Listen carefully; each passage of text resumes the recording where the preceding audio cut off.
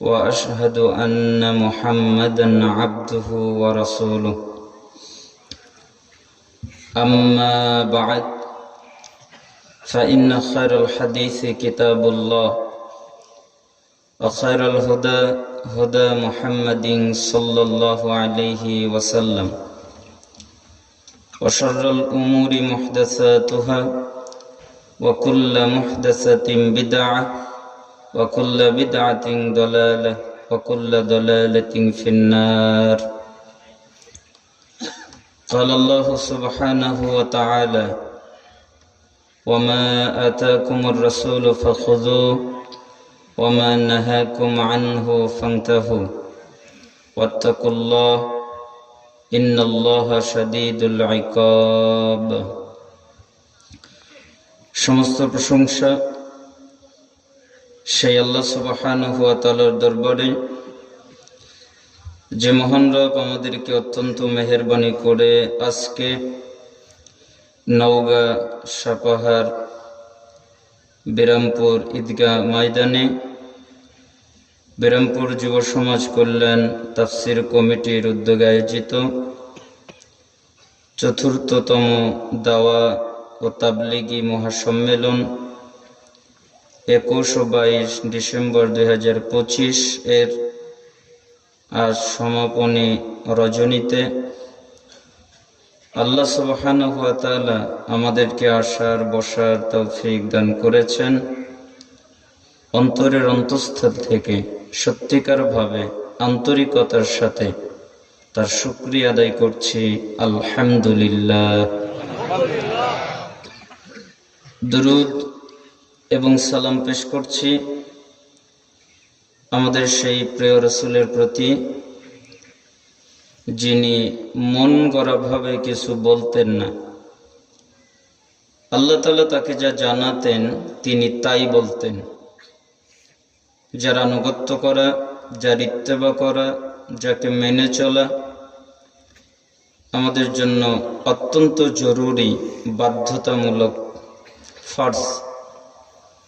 সেই প্রিয় রাসূলের প্রতি অন্তর থেকে আন্তরিকতার সাথে দুরূদ পাঠ করছি, সাল্লাল্লাহু আলাইহি ওয়াসাল্লাম। কি আপনারা কি রাগ করে আছেন? কথা বলেন, রাগ করেছেন? কিন্তু দুরূদ যে পাঠ করলেন আওয়াজ কিন্তু পাওয়া যাচ্ছিল না। আপনারা পড়েছেন কি না পড়েছেন আমি জানি না, আল্লাহ তাআলা ভালো জানেন। তবে আওয়াজটা কম ছিল। তাহলে এখানে কিছু কথা বলাটা প্রয়োজন মনে করছি। আমি আমার এই ছোট্ট জীবনে, আসলে আমার বয়স তো বাড়ছে না, প্রতিদিন একটু একটু করে বয়স কমে যাচ্ছে। এই সময়ে আমি যতগুলো কিতাবাদি পড়েছি তাতে বুঝেছি যে পৃথিবীতে আল্লাহ তাআলা যত কল্যাণ নাজিল করেছেন, যদি লা ইলাহা ইল্লাল্লাহ এই বাক্যটা ছাড়া সমস্ত কল্যাণ যদি একদিকে রাখা হয় আর দুরূদ যদি আরেক দিকে রাখা হয় তো দুরূদের পাল্লা ভারী হয়ে যাবে। সুবহানাল্লাহ। রাসূল সাল্লাল্লাহু আলাইহি ওয়াসাল্লাম বলেন, নাসাই 1297 নম্বর হাদিস, যে ব্যক্তি, রাসূল সাল্লাল্লাহু আলাইহি ওয়াসাল্লাম বলছেন, মান সাল্লা আলাইয়া ওয়াহিদাতান সাল্লাল্লাহু আলাইহি 10 সালাওয়াত ওয়া হুত্তাত আনহু 10 খাতিয়াত ওয়া রুফিআত লাহু 10 দারাজাত। যে ব্যক্তি আমার উপরে একবার দুরূদ পাঠ করবে, আল্লাহ তাআলা তার উপরে 10 বার রহমত নাজিল করবে। সুবহানাল্লাহ, আলহামদুলিল্লাহ। কোন পুরুষ অথবা কোন নারী যদি আমার উপরে একবার দুরূদ পাঠ করে তাহলে আল্লাহ তাআলা তার আমল নামা থেকে 10টা গুনাহ ক্ষমা করে দেবে। কেউ যদি আমার উপরে একবার দুরূদ পাঠ করে তাহলে আল্লাহ তাআলা তার উপরে 10 বার তার মর্যাদা যা আছে তার চেয়ে 10 গুণ বাড়িয়ে দিবে। আমি এই হাদিসটা বুঝতে গিয়ে অনেকগুলো ব্যাখ্যা পড়েছি। আমাদের প্রচলিত মাদ্রাসায় যেগুলো পড়ানো হয় সেগুলো পড়েছি, কিন্তু পরিষ্কার হতে পারিনি। আরো অনেক কিতাবাদি নেটে সার্চ দিয়ে পড়েছি, তাতে দেখেছি যে 3 জায়গায় আল্লাহ তার মর্যাদা বাড়ায়। একটা হলো দুনিয়ায় আল্লাহ সুবহানাহু ওয়া তাআলা জানিয়ে দেন সমস্ত পিপিলিকাকে, জমিনে যত বসবাস করে প্রাণী, সব প্রাণীদেরকে, সমস্ত মালাক ফেরেশতাদেরকে,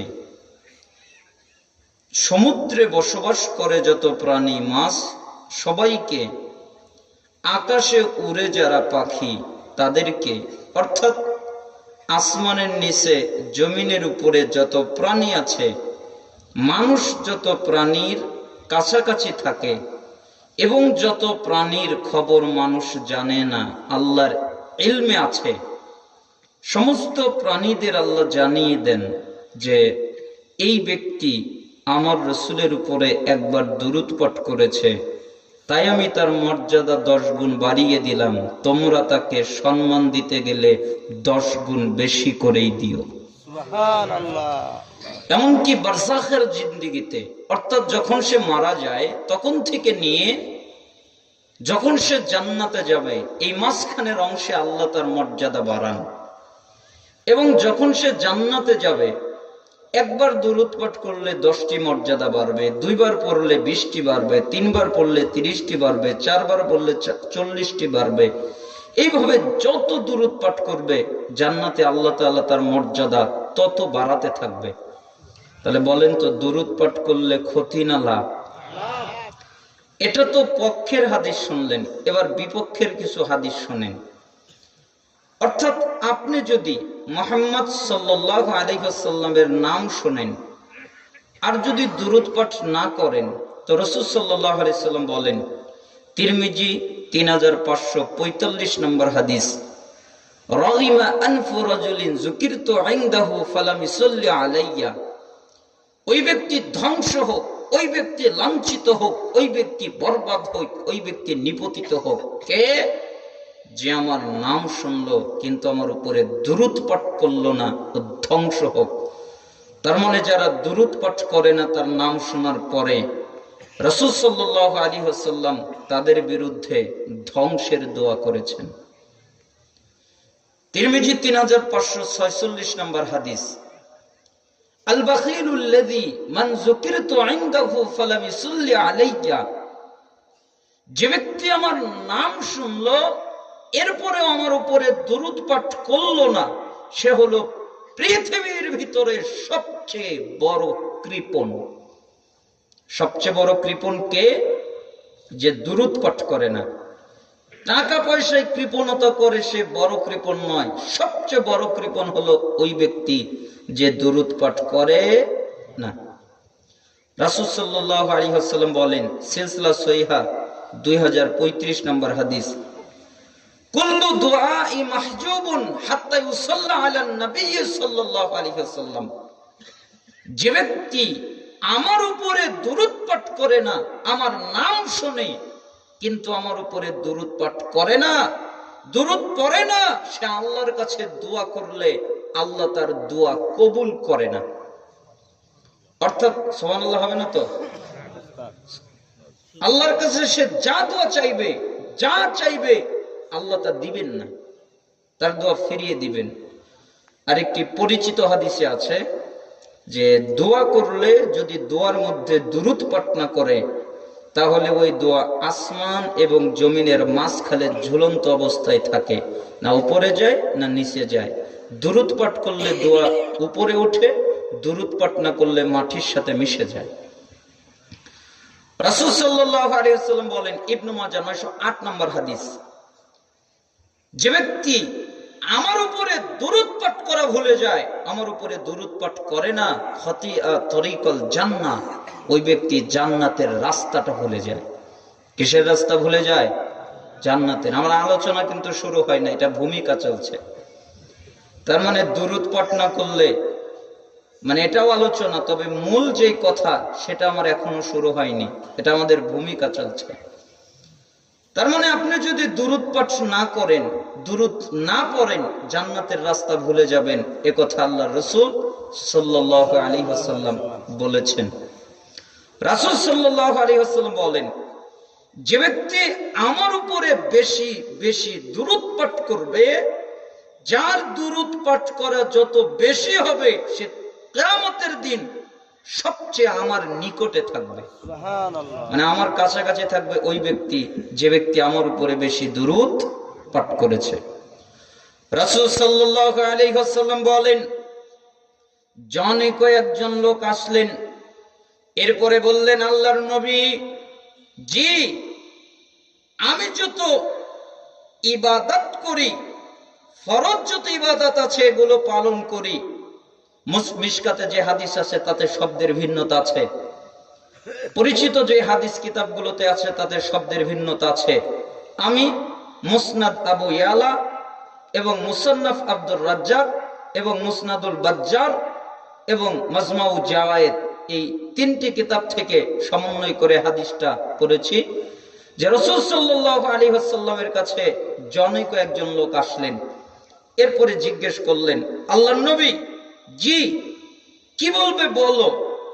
শোনেন, আমি ফরজ যত ইবাদত আছে সব পালন করি এবং ফরজ ইবাদত করার পরে আমার ব্যক্তিগত প্রয়োজনীয় যে কাজ আছে এই কাজও করি। এরপরে আমি আমার যে সময়টা পাই ওই সময়ে আমি কিছু ইবাদত করি। ওই ইবাদতকে আমি 4 ভাগে ভাগ করেছি। এক ভাগ আমি জিকির আজকার করি, এক ভাগ আমি দোয়া করি, এক ভাগ আপনার উপরে দুরূদ পাঠ করি, আর এক ভাগ আমি কোরআন তেলাওয়াত করি। আমার এই বন্টনটা কি ঠিক আছে? রাসূল সাল্লাল্লাহু আলাইহি সাল্লাম বললেন, তুমি যদি দুরূদ আরো বেশি পড়ো তোমার জন্য আরো ভালো। আচ্ছা ঠিক আছে, তাহলে 4 ভাগের 2 ভাগ আপনার উপরে দুরূদ পাঠ করব, এখন কি ঠিক আছে? রাসূল সাল্লাল্লাহু আলাইহি সাল্লাম বললেন, তুমি যদি দুরূদের মাত্রা আরো বাড়িয়ে দাও তোমার জন্য আরো ভালো। আচ্ছা ঠিক আছে, তাহলে 4 ভাগের 3 ভাগ আপনার উপরে দুরূদ পাঠ করব, এখন কি ঠিক আছে? তুমি যদি দুরূদ আরো বেশি পড়ো তোমার জন্য আরো ভালো। আল্লাহর নবী আপনি শুনেন, আল্লাহি, আল্লাহর কসম করে বলছি, আমি ফরজ ইবাদত করার পরে, আমার ব্যক্তিগত কাজ কারবার করার পরে যতটুকু সময় অবসর পাবো শুধু আপনার উপরে দুরূদই পাঠ করব। তখন মুহাম্মদ সাল্লাল্লাহু আলাইহি সাল্লাম 5টা কথা বললেন। মিশকাতে এসেছে 2টি কথা, কল্যাণের কথা আর পাপ ক্ষমা হয়ে যাওয়ার কথা, আর কোন ছাপায় এসেছে শয়তান থেকে বাঁচার কথা। কিন্তু আমি যে 4টা কিতাবের নাম বললাম তাতে 5টা জিনিস পাওয়া যায়। অর্থাৎ রাসূল সাল্লাল্লাহু আলাইহি সাল্লাম বললেন, ওই লোকটাকে জবাব দিলেন, তুমি যদি তোমার কথাই সত্যবাদী হও আর যদি সব সময় দুরূদে পাঠ করো, তাহলে পৃথিবীতে যত কল্যাণ আছে আল্লাহ তোমাকে দান করবে। সুবহানাল্লাহ। তুমি যদি তোমার কথাই সত্যবাদী হও এবং সব সময় যদি দুরূদ পাঠ করো, তাহলে পৃথিবীতে যত অকল্যাণ আছে আল্লাহ তোমাকে সমস্ত অকল্যাণ থেকে বাঁচাবে। তুমি যদি তোমার কথাই সত্যবাদী হও এবং সব সময় দুরূদ পাঠ করো এবং আল্লাহর কাছে যদি দোয়া করো, আল্লাহর কাছে যা চাইবে আল্লাহ তোমাকে তাই দিবে, তার মানে তোমার দোয়া কবুল হবে। তুমি যদি তোমার কথাই সত্যবাদী হও, তাহলে তোমার যত গুনাহ আছে আল্লাহ সমস্ত গুনাহ ক্ষমা করে দিবে। তুমি যদি তোমার কথাই সত্যবাদী হও, তাহলে শয়তান থেকে আল্লাহ তোমাকে নিরাপত্তা দান করবে। এবার বলেন তো, দুরূদ পড়লে ক্ষতি না লাভ? তাহলে দুরূদ আপনারা পড়লেন না কেন বুঝতে পারলাম না।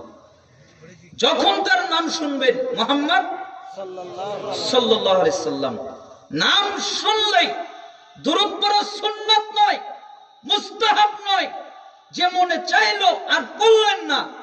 দুরূদ পড়া হলো ওয়াজিব, বাধ্যতামূলক। কোন কোন সালাফগণ ফরজ বলেছেন। ওয়াজিব আর ফরজের মধ্যে তেমন পার্থক্য নাই। অর্থাৎ আপনি যদি মুহাম্মদ সাল্লাল্লাহু আলাইহি সাল্লামের নাম শোনেন, আপনি দুরূদ পড়তে বাধ্য। আপনি যদি দুরূদ পাঠ করেন তো নেকি পাবেন, আর যদি তার নাম শোনার পরে দুরূদ পাঠ না করেন তাহলে আপনি গুনাহগার হবেন। তাহলে দুরূদ পাঠ করবেন। রাজি আছেন সবাই? তাহলে একটা মূল শিখলাম, যখন তার নাম শুনবো তখন কি করব? দুরূদ পাঠ করব। এজন্য অন্তর থেকে আন্তরিকতার সাথে, একনিষ্ঠতার সাথে, মহাব্বতের সাথে আমরা সবাই দুরূদ পাঠ করছি সাল্লাল্লাহু আলাইহি ওয়াসাল্লাম। আমার সাথে পড়েন, আল্লাহুম্মা সাল্লি ওয়া সাল্লিম আলা নাবিয়িনা মুহাম্মদ। অথবা আরো দুরূদ আছে, আপনি ছোটটা পারেন ছোটটা পড়বেন, মাঝারিটা পারেন মাঝারিটা পড়বেন, বড়টা পারেন বড়টা পড়বেন, অথবা দুরূদ ইব্রাহিম পড়বেন।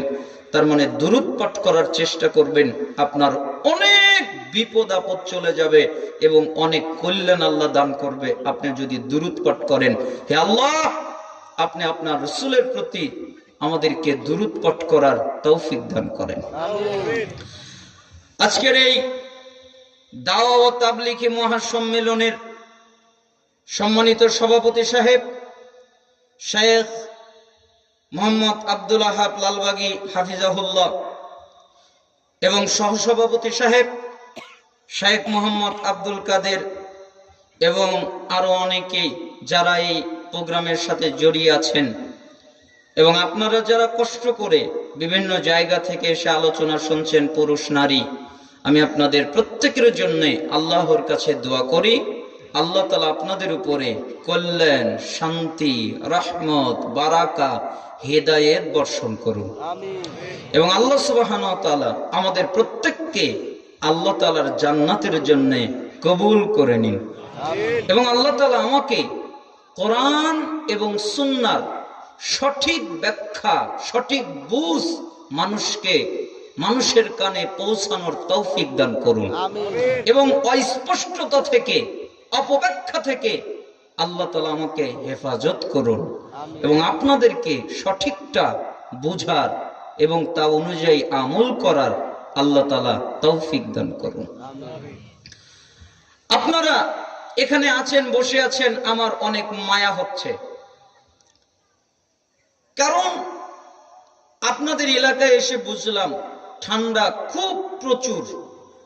আমাদের ওদিকেও ঠান্ডা আছে, তবে এত না, তবে এদিকে প্রচুর ঠান্ডা। এই ঠান্ডার মধ্যে আপনারা বসে আলোচনা শুনছেন, তাতে আমার বসেছিলাম আর ভাবছিলাম, আমার মন বলছিল যে আপনারা আল্লাহকে ভালোবাসেন, রাসূল সাল্লাল্লাহু আলাইহি ওয়াসাল্লামকে ভালোবাসেন এবং জ্ঞান অর্জন করার ইচ্ছা আপনাদের আছে, এজন্যই তো বসে আছেন, ঠিক না? নাকি আর কোন উদ্দেশ্য আছে? আপনারা আল্লাহকে ভালোবাসেন না? রাসূল সাল্লাল্লাহু আলাইহি ওয়াসাল্লামকে ভালোবাসেন না? জ্ঞান অর্জন করতে তো এসেছেন, তাই না? আর কোন উদ্দেশ্য আছে? দ্বীনি মজলিসে আসতে হয় জ্ঞান অর্জন করার নিয়তে, ইলম অর্জন করার নিয়তে। কেন? জ্ঞান অর্জন করার নিয়তে যদি আসেন আপনি সফল, আপনি যদি জ্ঞান অর্জন করার নিয়ত না থাকে তাহলে আপনি বিফল। কয়েকটা হাদিস বলে আমি মূল আলোচনায় চলে যাই। রাসূল সাল্লাল্লাহু আলাইহি সাল্লাম বলেন, মিশকাত 204 নম্বর হাদিস, মিশকাতুল মাসাবি 212 নম্বর হাদিস, মান সালাকা তরিকান ইয়ালতামিসু ফীহি ইলমান সালাকাল্লাহু লাহু বিহি তরিকান মিন তুরুকিল জান্নাহ। কোন বর্ণনায় সাহালাল্লাহ এসেছে, কোন বর্ণনায় ইলাল জান্নাহ এসেছে। তার মানে যে ব্যক্তি জ্ঞান অর্জন করার জন্য, ইলম অর্জন করার জন্য, কোরআন এবং হাদিস জানার জন্য কোন জায়গায় যায়, আল্লাহর বিনিময়ে তার জান্নাতের পথকে সহজ, সোজা, সরল, সঠিক করে দেয়। সুবহানাল্লাহ। আসলে আমাদের শেখ আব্দুল আহাব লালবাগী সাহেব উনি বললেন যে রাস্তায় মানুষ ঘোরাঘুরি করলে তাদেরকে আসার জন্য ডাকাডাকি করবেন না। আমি জীবনে কোনোদিন ডাকিনি, মানে আমি তার পক্ষে, যে ডেকে তাদের কি হবে। এজন্য যারা মাহফিলে আছে, বসে আছে, উঠে গেলেও আমি কিছু বলি না। যেমন একটা লোক উঠে যাচ্ছে, হ্যাঁ আপনি উঠেন কেন, বসেন, এরকম কথা বলি না। যার মন চাচ্ছে না উঠে যাচ্ছে, সেটা তার কপাল পুরা উঠে যাচ্ছে, আমার কিছু করার নেই। জোর করে তো দাওয়াত দেওয়ার কথা আল্লাহ আল্লাহ রাসূল বলেন নাই, তাই না? জোর করে দাওয়াত দিতে বলেছেন? বলেননি। এজন্য রাসূল সাল্লাল্লাহু আলাইহি সাল্লাম বললেন, যে ব্যক্তি জ্ঞান অর্জন করার জন্য কোনো জায়গায় যায়, আল্লাহ তাআলার বিনিময়ে তার জান্নাতের পথকে সহজ, সরল, সঠিক করে দেয়। মিশকাত 220 নম্বর হাদিস। রাসূল সাল্লাল্লাহু আলাইহি ওয়াসাল্লাম বলেন, মান খারাজা ফি তালাবিল ইলম ফাহুয়া ফি সাবিলিল্লাহ হাত্তা ইয়ারজিউ। যে ব্যক্তি জ্ঞান অর্জন করার জন্য, ইলম অর্জন করার জন্য বাড়ি থেকে বের হয়, বাড়ি থেকে বের হয় কেন? আমি জ্ঞান অর্জন করব, আমি ইলম অর্জন করব, আমি কোরআন সুন্নাহ জানবো, এটা হলো তার নিয়ত। তাহলে যখন সে বাড়ি থেকে বের হয়েছে, পা বের করেছে, এবং যতক্ষণ বাহিরে আছে, আবার যখন বাড়িতে পা ঢুকাবে, এই মাঝখানের পুরো অংশে আল্লাহ তাআলা তাকে জিহাদের নেকি দান করতে থাকবে। সুবহানাল্লাহ। এখন তো জিহাদের সুযোগ নাই, আছে? কার সাথে জিহাদ করবেন? মুসলমান মুসলমানের সাথে তো জিহাদ করতে পারে না। সরকার যদি ফাসিক হয়, জালেম হয়, জুলুমকারী হয়, তাও তো জিহাদ করতে পারে না, অনুমতি নাই। তো কার সাথে জিহাদ করবেন? এজন্য আমাদের মন বলে, তাহলে কি আমরা জিহাদের নেকিটা পাবো না? তাই মুহাম্মদ সাল্লাল্লাহু আলাইহি সাল্লাম চমৎকার বাক্য বললেন, যে জ্ঞান অর্জন করার জন্য যদি ঘর থেকে বের হয়, যতক্ষণ পর্যন্ত ঘরে না ফিরবে, ততক্ষণ আল্লাহ তাআলা তার আমলনামায় জিহাদ করার নেকি দান করবেন। সুবহানাল্লাহ। তাবারানী মুজামুল কাবির 639 নম্বর হাদিস। আশ্চর্যজনক হাদিস। রাসূল সাল্লাল্লাহু আলাইহি ওয়াসাল্লাম বলেন, কেউ যদি কোনো দ্বীনি মজলিসে যায়, যেখানে কোরআন এবং সুন্নাহর আলোচনা হয়, সঠিক আলোচনা হয়, এমন জায়গায় যদি যায়, এরপরে যাওয়ার পরে যদি তিনটা কাজ করে, এক, বসে, তার মানে বসে আলোচনা শুনতে হয়, এটা হলো দ্বীনি মজলিসের আদব। দুই, মনোযোগ দিয়ে আলোচনা শুনে। মনোযোগ মানে সাহাবীরা বলতেন, রাসূল সাল্লাল্লাহু আলাইহি সাল্লাম যখন কথা বলতেন, তখন আমাদের এত মনোযোগ থাকতো, মনে হতো মাথায় পাখি বসে আছে, নড়াচড়া করলে পাখি উড়ে যাবে। তাই আমরা নড়াচড়া করতাম না। মনোযোগ মানে বাদাম খাওয়া নয়, বুট খাওয়া নয়, কালাই খাওয়া নয়, চা খাওয়া নয়, পানি খাওয়া নয়, পান খাওয়া নয়।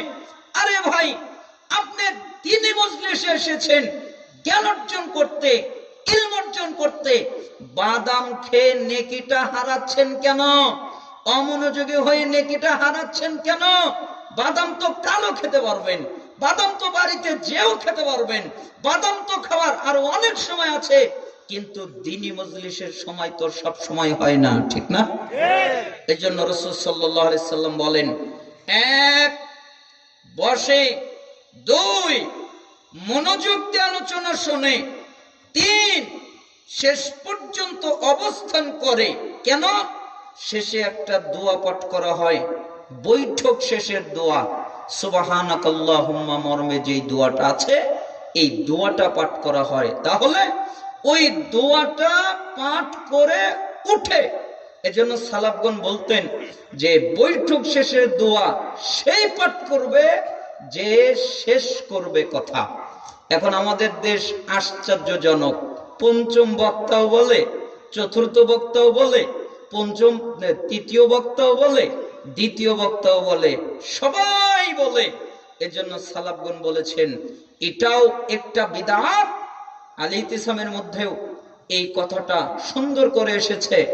ইমাম শাতিবির লেখা কিতাব ইতিসাম, অর্থাৎ মাসিক ইতিসাম না, কথা বুঝতে পারছেন? তার মধ্যেও চমৎকার করে লেখা আছে, বৈঠক শেষের দোয়াটা বৈঠক শেষেই পাঠ করবে। তার মানে আগেও মানুষ মনে হয় এই দোয়াটা সব সময় পাঠ করত, তাই তিনি এই কথাটা লিখেছেন। তার মানে বৈঠক শেষের দোয়া পাঠ করে ওঠে, আল্লাহ তাআলা বলেন, মুহাম্মদ জি আপনি বলেন, দুরূদ পাঠ করলাম না কেন? আল্লাহ বলেছেন, মুহাম্মদ জি আপনি বলেন। কি বলবো? যারা বসেছে, মনোযোগ দিয়ে আলোচনা শুনেছে, শেষ পর্যন্ত থেকেছে, কদ গফরাল্লাহু লাকুম যুনুবাকুম, আমি আল্লাহ তাদের অতীত জীবনের যত পাপ আছে সবগুলো মাফ করে দিয়েছি। সুবহানাল্লাহ। আমি আল্লাহ কারো পরোয়া করি না। তার পাপ হতে হতে যদি আসমান এবং জমিন ছেয়ে যায়, এরপরেও তিনি মজলিসে যদি বসে, মনোযোগ দিয়ে আলোচনা শুনে শেষ পর্যন্ত থাকে, আমি তো তার পাপ ক্ষমা করে দেই। ওয়াবুদ্দিলাত সাইয়্যাতিকুম হাসানাত, এবং তাদের যত পাপ আছে আমি আল্লাহ সবগুলোকে নেকিতে পরিণত করে দিই। সুবহানাল্লাহ। কত চমৎকার কথা। থাকবেন তো ইনশাআল্লাহ? ইনশাআল্লাহ। বৈঠক শেষে দোয়া পাঠ করে উঠবেন, থাকবেন তো? ইনশাআল্লাহ। আমি আপনাদের কষ্ট দিব না, বেশিক্ষণ আপনাদেরকে রেখে বিরক্ত করব না, আমার এই অভ্যাস নেই। আল্লাহ তাআলা আমাদের কবুল করুন, আমিন। আমি পবিত্র কোরআনের একটা আয়াত পাঠ করেছি, সূরা হাশরের 7 নম্বর আয়াত। এখানে আল্লাহ তাআলা বলেন, ওমা আতাকুমুর রাসূলু ফাখুযু ওমা নাহাকুম আনহু ফান্তাহু। রাসূল সাল্লাল্লাহু আলাইহি ওয়াসাল্লাম, মানে রাসূল তোমাদের যা দেয় তোমরা তা নেও। তার মানে আমাদের নবী মুহাম্মদ সাল্লাল্লাহু আলাইহি সাল্লাম আমাদেরকে যা আদেশ করবেন আমাদের তা পালন করতে হবে, এবং রাসূল তোমাদেরকে যা নিষেধ করেন তোমরা তা থেকে বিরত হও। তার মানে আমাদের নবী মুহাম্মদ সাল্লাল্লাহু আলাইহি সাল্লাম আমাদেরকে কিছু নিষেধ করলে বিরত হতে হবে, তিনি আদেশ করলে পালন করতে হবে, তিনি নিষেধ করলে বিরত হতে হবে। আপনারা কি বলেন? রাসূল সাল্লাল্লাহু আলাইহি সাল্লাম কোনো কিছু আদেশ করলে পালন করবেন, রাজি আছেন? ইনশাআল্লাহ। নিষেধ করলে ত্যাগ করবেন, রাজি আছেন? ইনশাআল্লাহ। আসলে অন্তর থেকে রাজি আছেন? দেখা যাক, আল্লাহ তাআলা কবুল করুন। আমরা পরিচিত কথা বলবো, আপনাদের শুধু স্মরণ করিয়ে দিব। যেমন এই হাদিসের মধ্যেই মুআয রাদিয়াল্লাহু আনহুকে রাসূল সাল্লাল্লাহু আলাইহি সাল্লাম স্মরণ করিয়ে দিলেন। মুআয রাদিয়াল্লাহু আনহু বলেন, আওসানি রাসূলুল্লাহ সাল্লাল্লাহু আলাইহি ওয়াসাল্লাম বিআশরি কালিমাত। একদিন আল্লাহ রাসূল সাল্লাল্লাহু আলাইহি ওয়াসাল্লাম আমাকে 10টা কথা বললেন। তিনি আমাকে 10টা বিষয় পালন করার কথা বললেন, তিনি আমাকে 10টা আমলের কথা বললেন, তিনি আমাকে 10টা নসিহত করলেন, তিনি আমাকে 10টা উপদেশ করলেন।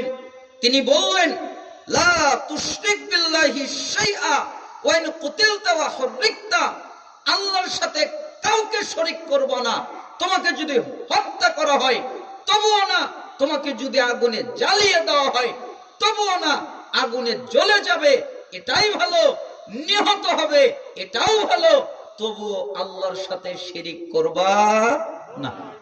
আচ্ছা বলেন তো, মুআয রাদিয়াল্লাহু আনহু তিনি জানতেন না যে শিরিক করা যাবে না? তিনি কি শিরিক করতেন? করতেন না। তারপরেও রাসূল সাল্লাল্লাহু আলাইহি সাল্লাম তাকে স্মরণ করে দিলেন। তার মানে বোঝা যায় কখনো কখনো জানা কথা, পরিচিত কথা স্মরণ করিয়ে দিতে হয়, মানুষকে বোঝাতে হয়। কেন? বারবার বলার কারণে ওই মানুষটা ভালো হয়ে যায়, চরিত্রবান হয়ে যায়, তাকওয়াশীল হয়ে যায়, ঠিক না? কারণ মুমিনদের উপদেশ দাও, এটা তাদের উপকারে আসবে। এজন্য আমরা এই হাদিসটা আপনাদের সামনে অনুবাদ করার চেষ্টা করব। আল্লাহু আ'লাম, জানি না কতটুকু ব্যাখ্যা করতে পারি। তবে রাসূল সাল্লাল্লাহু আলাইহি সাল্লাম বললেন, কি করবা না? শিরিক করবা না। কেন? পৃথিবীতে যত পাপ আছে সবচেয়ে জটিল পাপ, সবচেয়ে কঠিন পাপ, সবচেয়ে ডেঞ্জারাস পাপ শিরিকের পাপ। কেন? কেউ যদি শিরিক করে মারা যায় তাকে জাহান্নাম থেকে বের করার আর কোনো পথ পদ্ধতি নাই। কেউ যদি সুদ খেয়ে মারা যায় আল্লাহ তাকে ক্ষমা করতে পারেন। কেউ যদি ঘুষ খেয়ে মারা যায় আল্লাহ তাকে ক্ষমা করতে পারেন। কেউ যদি জিনা করে মারা যায় আল্লাহ তাকে ক্ষমা করতে পারেন। কিন্তু কেউ যদি শিরিক করা অবস্থায় মারা যায়, আল্লাহ নিজে বলেছেন, সূরা নিসা 48 নম্বর আয়াত, সূরা নিসা 116 নম্বর আয়াত, যে নিশ্চয়ই যে ব্যক্তি আল্লাহর সাথে শিরিক করে, ইন্নাল্লাহা লা ইয়াগফিরু ইশরাকা বিহি ওয়া ইয়াগফিরু মা দুনা যালিকা লিমান ইয়াশা, নিশ্চয়ই যে ব্যক্তি আল্লাহর সাথে শিরিক করে আল্লাহ তাআলা শিরিকের পাপ ক্ষমা করেন না, মাফ করেন না। এছাড়া যত পাপ আছে আল্লাহ তাআলা যাকে চান তাকে মাফ করে দেন, তাকে ক্ষমা করে দেন। তার মানে ইচ্ছা করলে আল্লাহ সুদের গুনাহ ক্ষমা করতে পারেন, আল্লাহ ঘুষের গুনাহ ক্ষমা করতে পারেন, আল্লাহ জিনার গুনাহ ক্ষমা করতে পারেন, আল্লাহ চুরির গুনাহ ক্ষমা করতে পারেন, আল্লাহ মিথ্যা বলার গুনাহ ক্ষমা করতে পারেন। যত পাপ আছে সব ক্ষমা করতে পারেন, কিন্তু শিরিক করে যদি মারা যায় আল্লাহ তাকে ক্ষমা করবে না। শিরিক একটা জটিল কঠিন বিষয়। আপনি 70 বছর বয়স পেয়েছেন, আপনি 60 বছর বয়স পেয়েছেন, 70 বছর 60 বছর যত ইবাদত করেছেন, যত নেকি অর্জন করেছেন, আপনি যদি 60 বছর বয়সে সমস্ত নেকি অর্জন করার পরে একটা শিরকে আকবর করেন, তা যদি বড় শিরক হয়ে যায়, তাহলে আপনার যত আমল আছে আল্লাহ সঙ্গে সঙ্গে বাতিল করে দিবে। তার মানে আপনার আমলের কোনো মূল্য নাই, আপনার সালাতের মূল্য নাই, আপনার যাকাতের মূল্য নাই, আপনার সিয়ামের মূল্য নাই, সব বাতিল। সূরা ফুরকান 23 নম্বর আয়াত হলো তার দলিল। তার মানে আপনি যদি শিরক করেন আপনার সব বাতিল করে দিবেন আল্লাহ তাআলা। তাহলে শিরক হচ্ছে জটিল পাপ, কঠিন পাপ, ক্ষমার অযোগ্য পাপ। আল্লাহ তাআলা সূরা মায়েদা 72 নম্বর আয়াতে বলেন, ইন্নাহু মান ইউশরিক বিল্লাহ ফাকাদ হারামাল্লাহু আলাইহিল জান্নাহ ওয়া মাওয়াহুন নার ওয়া মা লিয-যালিমিনা মিন আনসার। নিশ্চয়ই যে ব্যক্তি আল্লাহর সাথে শিরক করে আল্লাহ তাআলা তার উপরে জান্নাত হারাম করে দেন, তার জন্য জান্নাত হারাম, আর জাহান্নাম হলো তার ঠিকানা। এ হলো জালেম, এ হলো জুলুমকারী, এর কোনো সহযোগিতাকারী নাই। তার মানে সাহায্যকারী হিসেবে আল্লাহকে পাবে না, কোন নবীকে পাবে না, কোন ফেরেশতা মালাকদের পাবে না, কোন জান্নাতীদের পাবে না, কোন আত্মীয় স্বজন কাউকে পাবে না, কাউকে পাবে না। সে হলো জালেম, জুলুমকারী, নিজের উপরে জুলুম করেছে, শিরক করেছে, তাই তার উপরে জান্নাত হারাম। সে কোনদিন জান্নাতে যেতে পারবে না, জাহান্নামী হলো তার ঠিকানা। তার মানে তার উপরে জান্নাত হারাম হয়ে যায় যে ব্যক্তি শিরক করে মারা যায়। এজন্য সালাফগণ বলেছেন, যারা শিরক করে মারা যায়, সে যদি মা হয়, সে যদি বাপ হয়, সে যদি ভাই হয়, সে যেই হোক না কেন, তার জানাজার সালাত আদায় করা যাবে না, তার জন্য দোয়া করা যাবে না, তার জন্য ক্ষমা চাওয়া যাবে না। মাকানা লিন-নবী ওয়াল্লাযীনা আমানু ইস্তাগফিরু লিল মুশরিকিন। ঈমানদার যারা তাদের জন্য জায়েজ নয়, আর নবী যারা তাদের জন্য জায়েজ নয় কাফের মুশরিকদের জন্য ক্ষমা প্রার্থনা করা। আল্লাহর নবী সাল্লাল্লাহু আলাইহি সাল্লামের চাচা আবু তালেব ইন্তেকাল করলেন। আল্লাহর নবী সাল্লাল্লাহু আলাইহি সাল্লাম দোয়া করার জন্য মন স্থির করেছেন, হাত আসমানের দিকে উঠাবেন। আসমানের দিকে হাত ওঠানোর আগে সূরা তাওবার 113 নম্বর আয়াত আল্লাহ নাজিল করে বুঝিয়ে দিলেন, আল্লাহর নবী আপনি হাত উঠাইয়েন না, আপনি দোয়া করিয়েন না। কেন? আপনি দোয়া করলে আমি দোয়া কবুল করব না, আপনি হবেন অপমানিত, আপনি হবেন লাঞ্ছিত। অতএব আপনি হাত উঠাইয়েন না, আল্লাহ নিষেধ করে দিলেন। আল্লাহর নবী মুহাম্মদ সাল্লাল্লাহু আলাইহি সাল্লাম চাচার জন্য দোয়া করতে পারে না। মুসনাদে আহমদ সূরা তাওবার 113 নম্বর আয়াতের ব্যাখ্যা এসেছে, আল্লাহ রাসূল সাল্লাল্লাহু আলাইহি সাল্লাম আল্লাহকে বললেন, আল্লাহ আমি আমার মায়ের জন্য একটু দোয়া করতে চাই, মায়ের কবরে যেতে চাই। আল্লাহ তাআলা বললেন, আপনি আপনার মায়ের জন্য দোয়া করতে পারেন না, মায়ের কবরে যেতে পারেন না। আল্লাহ তাআলা নিষেধ করে দিলেন। মুহাম্মদ সাল্লাল্লাহু আলাইহি সাল্লাম খুব কষ্ট পেলেন, আল্লাহকে বললেন, আল্লাহ আমি দোয়া করব না, আমার মায়ের জন্য আমি দোয়া করব না, শুধু কবরটা দাঁড়িয়ে দেখব, আপনি কি অনুমতিটা আমাকে দিবেন? আল্লাহ তাআলা বললেন, আচ্ছা ঠিক আছে, আপনি কবর জিয়ারত করেন, দেখা করেন, এতে কোনো সমস্যা নাই, কিন্তু দোয়া করতে পারবেন না। মুহাম্মদ সাল্লাল্লাহু আলাইহি সাল্লাম মায়ের জন্য দোয়া করতে পারে না, চাচার জন্য দোয়া করতে পারে না। অতএব পৃথিবীতে যে শিরক করা অবস্থায় মারা যাবে তার কোনো জানাজা নেই, তার জন্য দোয়া নেই। সে যদি মা হয়, সে যদি বাপ হয়, সে যদি সন্তান হয়, যে কেউ হোক না কেন তার জন্য দোয়া করতে পারে না, এই অনুমতি কোনো মুসলিমের নাই। তাহলে শিরক কত জটিল পাপ, কত কঠিন পাপ, কত জঘন্য পাপ। শিরিক করা যাবে না, শিরিক করা যাবে না। আপনারা জানেন শিরিক কি? মাজারে সেজদা করা যাবে না, যাবে? নীরবতা পালন করা যাবে না, যাবে? খাম্বার সামনে দাঁড়িয়ে নীরবতা পালন করবেন, এটা হতে পারে? হতে পারে না।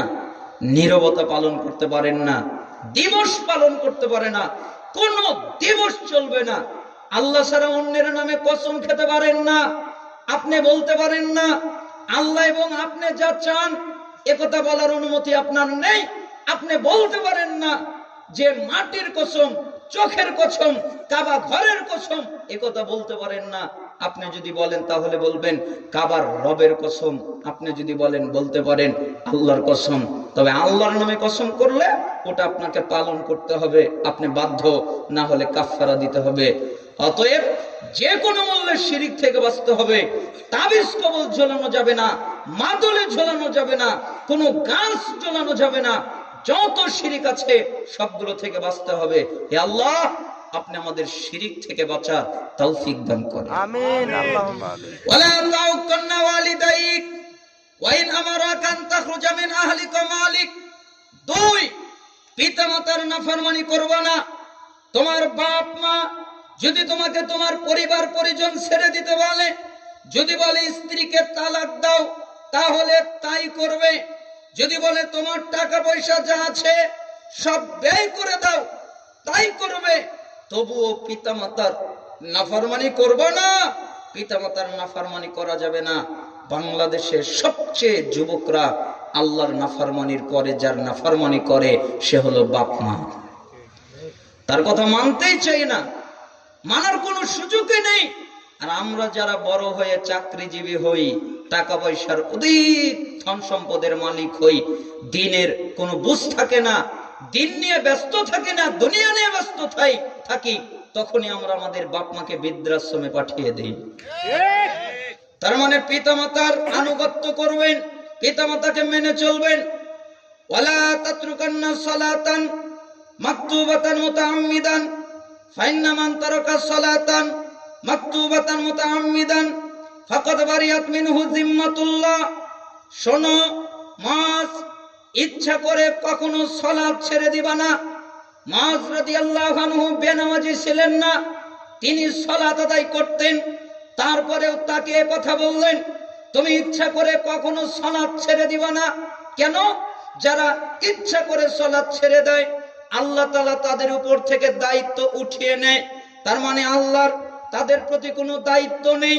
অন্য হাদিসে এসেছে আল্লাহর দ্বীনের কোনো দায়িত্ব নেই। অন্য হাদিসে এসেছে আল্লাহর নবীর কোনো দায়িত্ব নেই। তারা আল্লাহ থেকে মুক্ত, তারা আল্লাহর নবী থেকে মুক্ত, তারা আল্লাহর দ্বীন থেকে মুক্ত। আর তাদের পরিচয় হলো তারা মুসলিম নয়, তারা ঈমানদার নয়, তারা মুমিন নয়, তারা হলো কাফের, তারা হলো মুশরিক। বেনামাজি কিন্তু মুসলমান নয়। বাংলাদেশ 90% মুসলমানের দেশ, তার 88% হলো বেনামাজি। দাবি করে মুসলমানের রাষ্ট্র। এই জন্য সুদাই সাফেজাহুল্লাহ অনেক আগে, আমার মনে নাই কত শোনে, খুতবা দিতে গিয়ে তিনি বলেছিলেন বাংলাদেশ ওটা তো ভৌগোলিক মুসলমানের দেশ। তার মানে তিনি মনে করেন এটা প্রকৃত মুসলমানের দেশ না, এটা ভৌগোলিক মুসলমানদের দেশ, মানে নামে মুসলমান, কামে মুসলমান না। তাহলে সালাত ছাড়া যাবে? সালাত ছাড়লে কি হবে? কাফের হবে, মুশরিক হবে। দলিল নেন, মুসলিম 82 নম্বর হাদিস, ইন্না বাইনার রাজুল ওয়া বাইনাশ শিরক ওয়াল কুফর তারকুস সালাহ। নিশ্চয়ই একটা ব্যক্তি, একটা কাফের, একটা মুশরিক, এদের মধ্যে পার্থক্য হলো সালাত। যারা সালাত আদায় করে ওরা হলো ঈমানদার মুসলিম, যারা সালাত আদায় করে না ওরা হলো কাফের, ওরা হলো মুশরিক। রাসূল সাল্লাল্লাহু আলাইহি সাল্লাম বলেন, তিরমিজি 2618 নম্বর হাদিস, বাইনাল কুফরি ওয়াল ঈমান তারকুস সালাহ। নিশ্চয়ই একটা ঈমানদার আর একটা কাফের, এদের মধ্যে পার্থক্য হলো সালাত। যারা সালাত আদায় করে ওরা হলো ঈমানদার, যারা সালাত আদায় করে না ওরা হলো কাফের। ইবনে মাজাহ 1080 নম্বর হাদিস, লাইসা বাইনাল আবদ ওয়াশ শিরক ইল্লা তারকুস সালাহ ফাইজা তারাকাহা ফাকাদ আশরাক। নিশ্চয় একটা মুশরিক, একটা মুমিন, এদের মধ্যে পার্থক্য হলো সালাত। যারা সালাত ছেড়ে দিল ওরা শিরিক করলো। সালাত ছেড়ে দিলে কি করলো? শিরিক করলো। তার মানে শিরিকের পাপ। এরপরে তিরমিজি 2621 নম্বর হাদিসে বলেন, আল-আহদুল্লাযী মা বাইনানা ওয়া বাইনাহুমুস সালাহ ফামান তারাকাহা ফাকাদ কাফার। আমাদের মধ্যে আর তাদের মধ্যে ব্যবধান হলো সালাত। আমরা যারা ঈমানদার তারা সালাত আদায় করি, তারা যারা কাফের তারা সালাত আদায় করে না। তার মানে রাসূল সাল্লাল্লাহু আলাইহি সাল্লামের 4টা হাদিস, আমার প্রায় 100-এর উপরে হাদিস মুখস্থ আছে। আমি শুধু আপনাকে মৌলিক 4টা শোনালাম, একই হাদিস সবগুলোই। তার মানে যে ব্যক্তি সালাত আদায় করে না, আল্লাহর নবী সাল্লাল্লাহু আলাইহি সাল্লাম কোন বাক্যে বলে নাই যে ব্যক্তি সালাত অস্বীকার করলো ওই ব্যক্তি কাফের, এ কথা বলেনি। তিনি বলেছেন যারা সালাত ত্যাগ করলো, যারা সালাত তরক করলো, যারা সালাত পড়লো না, যারা নামাজ ছেড়ে দিল, এরা কাফের, এরা মুশরিক। দুটি কথা বলেছেন, এদেরকে কাফেরও বলেছেন, এদেরকে মুশরিকও বলেছেন। তাহলে রাসূল সাল্লাল্লাহু আলাইহি সাল্লামের ফতোয়ায় যারা সালাত পড়ে না তারা কি কাফের? আরো জোরে বলেন, তারা কি কাফের? আপনারা ভয় পাচ্ছেন, নামাজ পড়েন না নাকি? জোরে বলেন, তারা কি কাফের, মুশরিক। এটা হলো রাসূল সাল্লাল্লাহু আলাইহি সাল্লামের ফতোয়া। রাসূলের পরবর্তী প্রজন্ম সাহাবীরা তারা ফতোয়া দিয়েছেন। আব্দুল্লাহ বিন মাসউদ রাদিয়াল্লাহু আনহু বলেন, মান তারাকাস সালাহ ফালা দীন লাহু। যারা সালাত আদায় করে না এদের কোনো দিন নাই, এদের কোনো ধর্ম নাই। আলী রাদিয়াল্লাহু আনহু বলেন, মাল্লাম ইউসাল্লি ফাহুয়া কাফিরুন। যারা সালাত আদায় করে না এরা হলো কাফের। আবু দারদা রাদিয়াল্লাহু আনহু বলেন, লা ঈমানা লিমান লা সালাতা লাহু। ওই ব্যক্তির ঈমান নেই যে ব্যক্তি সালাত আদায় করে না। ওমর ইবনে আল-খাত্তাব রাদিয়াল্লাহু আনহু বলেন, লা হাদ্দা ফিল ইসলাম লিমান তারাকাস সালাহ। ওই ব্যক্তির ইসলামে কোনো জায়গা নেই যে ব্যক্তি সালাত আদায় করে না। তার মানে সাহাবীদেরও ফতোয়া যারা সালাত পড়ে না তারা কাফের। তিরমিজি 2622 নম্বর হাদিস, আব্দুল্লাহ বিন শাকিক তিনি সাহাবীদের ইজমা বর্ণনা করে বলছেন, 400 সাহাবীর ইজমা বর্ণনা করে বলছেন, কান আসহাবু মুহাম্মদ সাল্লাল্লাহু আলাইহি সাল্লাম লা ইয়ারাউনা শাইআম মিনাল আমাল তারকুহু কুফরুন গায়রাস সালাহ। সাহাবীর আমলের মধ্যে কোন আমল ছেড়ে দেওয়ার কারণে কাউকে কাফের মনে করতেন না, কিন্তু কেউ যদি সালাত ছেড়ে দিত তাহলে তাদেরকে কাফের মনে করত।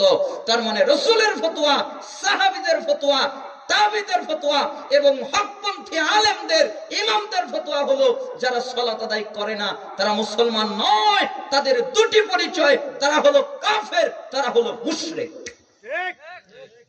তাহলে কি সালাত ত্যাগ করা যাবে? না। এটা তো আল্লাহ রাসূল সাল্লাল্লাহু আলাইহি সাল্লামের ফতোয়া শুনলেন, সাহাবীদের ফতোয়া শুনলেন, তাবিদের ফতোয়া শুনলেন, আমাদের বিদ্বানদের ফতোয়া শুনেন। বর্তমান আধুনিক যুগের বিদ্বান যারা ফাতোয়া লাজনা দায়েমায় সালাত ত্যাগকারীর বিধানের ভিতরে বিস্তারিত আলোচনা করেছেন।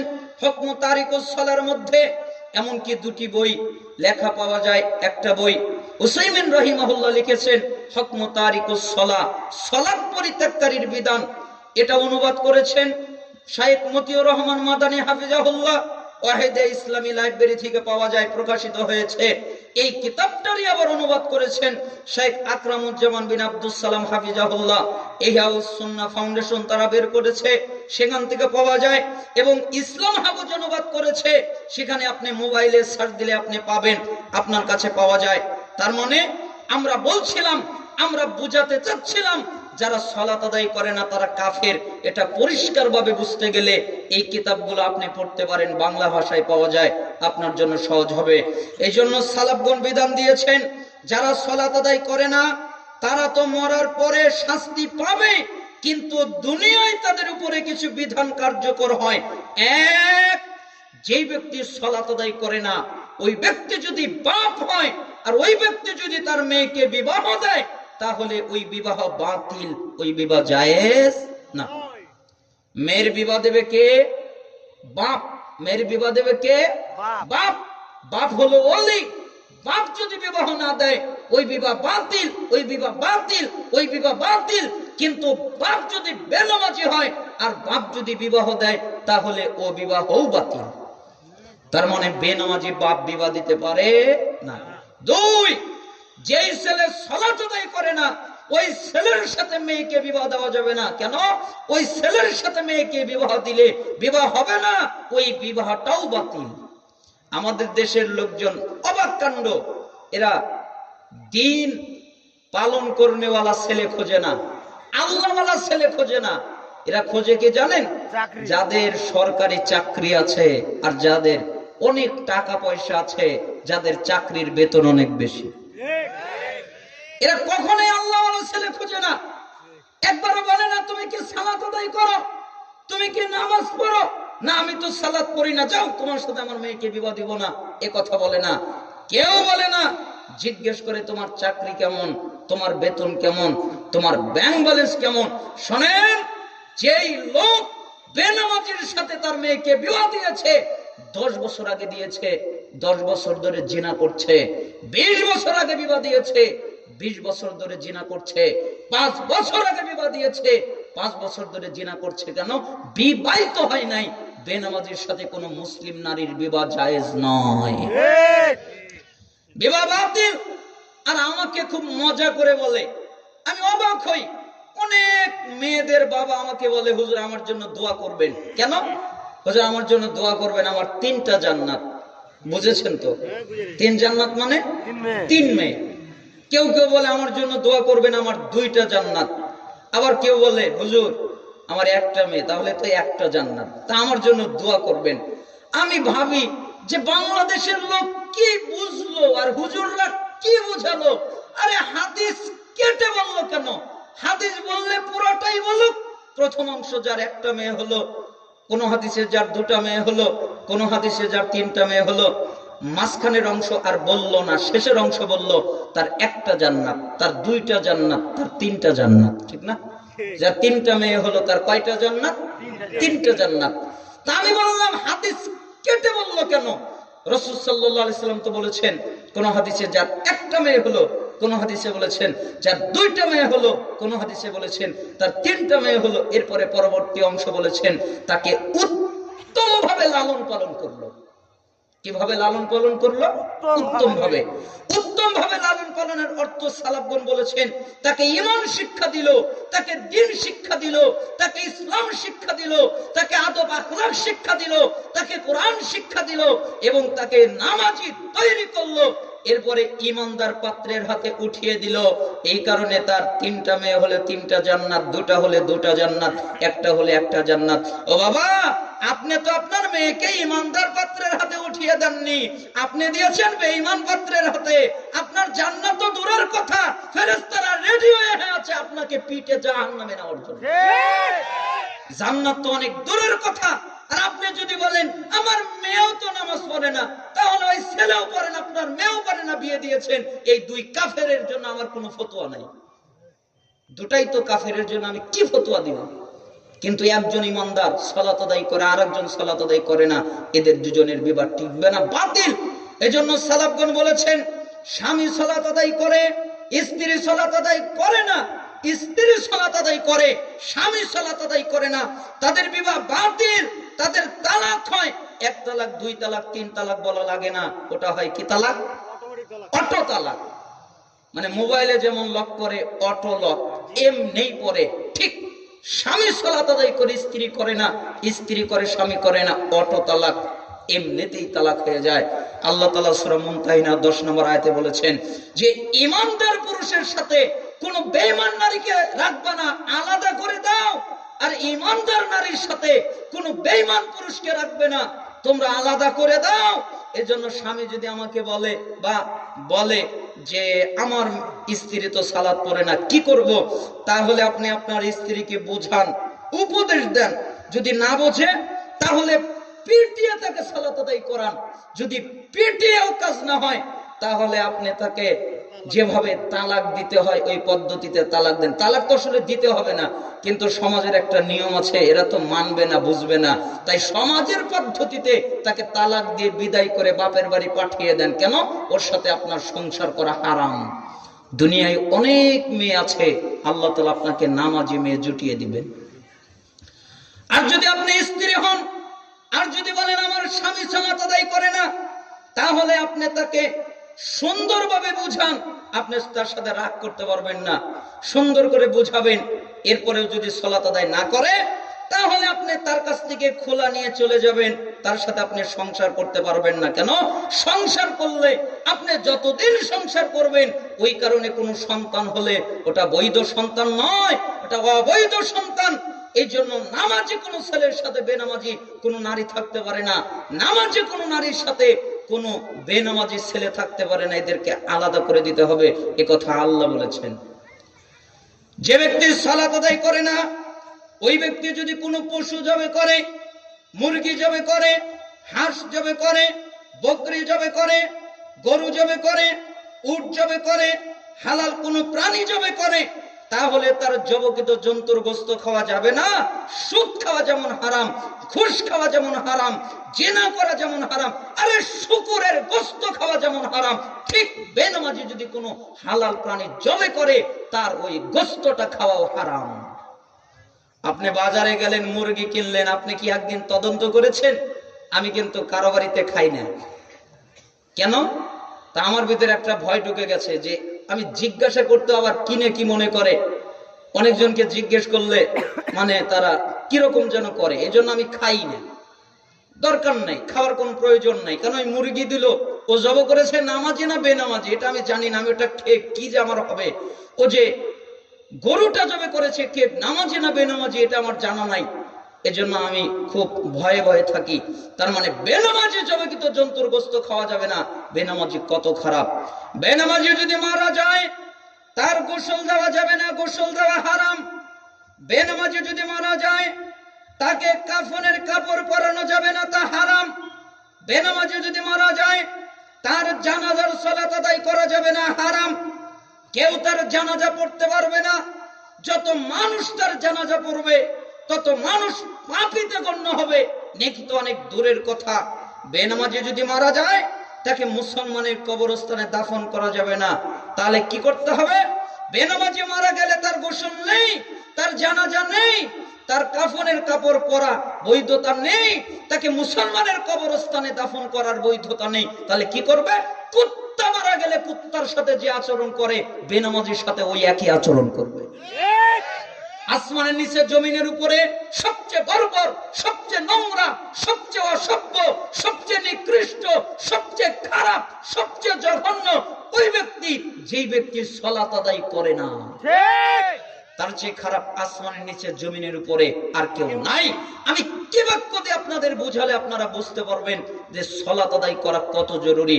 আরে অসুস্থ ব্যক্তি হাত নাড়াতে পারে না, পা নাড়াতে পারে না, মুখ নাড়াতে পারে না, মাথা নাড়াতে পারে না, বডি নাড়াতে পারে না, নড়তে পারে না। রাসূল সাল্লাল্লাহু আলাইহি ওয়াসাল্লাম বলে দিয়েছেন, ইসলামে এসেছে, বর্ণনা এসেছে, ইসলামের ফতোয়া হলো সে সালাত আদায় করবে যতক্ষণ তার জ্ঞান আছে, যতক্ষণ তার বুদ্ধি আছে। মাথা নাড়াতে পারে না, হাত নাড়াতে পারে না, পা নাড়াতে পারে না, বডি নাড়াতে পারে না, অঙ্গ প্রত্যঙ্গ নাড়াতে পারে না, চোখের ইশারা দিয়ে সালাত করবে, তার সালাত মাফ নেই। আর আপনি হলেন সুস্থ সবল মানুষ, আপনার সালাত মাফ আছে? আরে শয়তান কয়টা সেজদা করে নাই? একটা সেজদা না করে তার অবস্থা যা হয়েছে। আপনি দৈনিক 5 ওয়াক্ত সালাতে কতগুলো সেজদা করেন না, তাহলে আপনার অবস্থা কি হবে? তা আপনারা কি বুঝলেন? সালাত আদায় করতে হবে না না করলেও হবে? রাজি আছেন সবাই?